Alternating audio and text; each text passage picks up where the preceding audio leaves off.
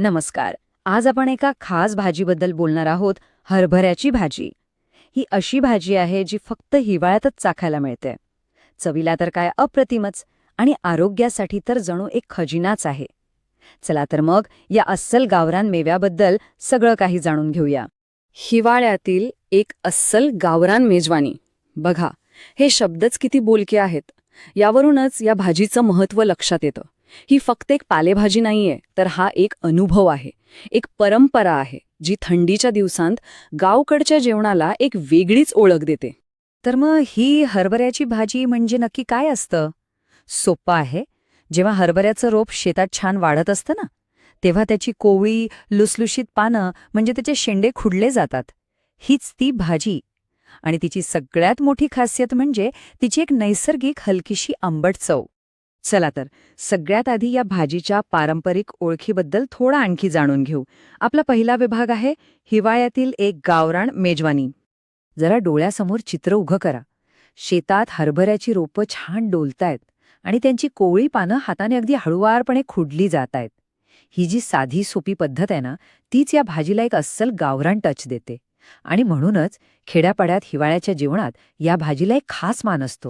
बरं, या भाजीची ही गावरान ओळख तर आपण पाहिली, पण चवीसोबतच ही आरोग्यासाठी सुद्धा तितकीच फायदेशीर आहे. आता पाहूया आपला दुसरा विभाग, आरोग्याचा खजिना. पण एक प्रश्न पडतो की या साध्या दिसणाऱ्या पानात असं नेमकं काय आहे ज्यामुळे ती पोषणाचा एक पॉवर हाऊस बनते? चला बघूया. आता इथे जे दिसतंय ते खरंच खूप महत्वाचं आहे बरं का.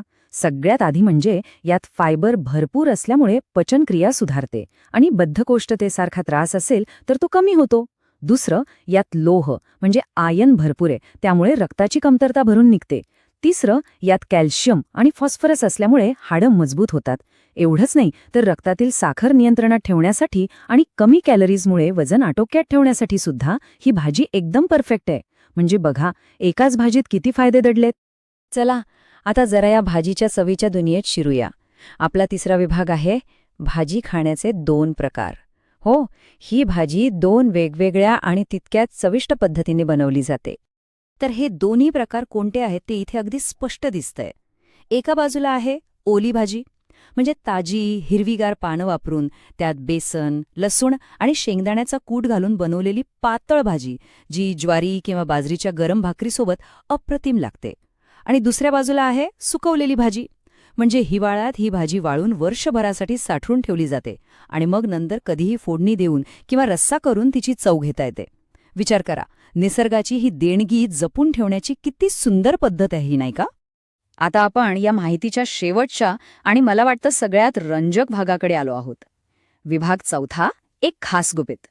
कोणतीही भाजी बनवण्याआधी आपण ती स्वच्छ धुतो, बरोबर. पण हरभऱ्याच्या भाजीचं काय? ती धुवायची की नाही धुवायची?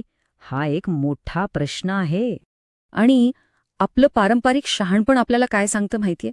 की ही भाजी शक्यतो धुवू नये. हो, अगदी बरोबर ऐकलं. ही भाजी न धुण्याचा सल्ला दिला जातो. आता यामागचं कारण काय? तर त्याचं उत्तर इथे आहे.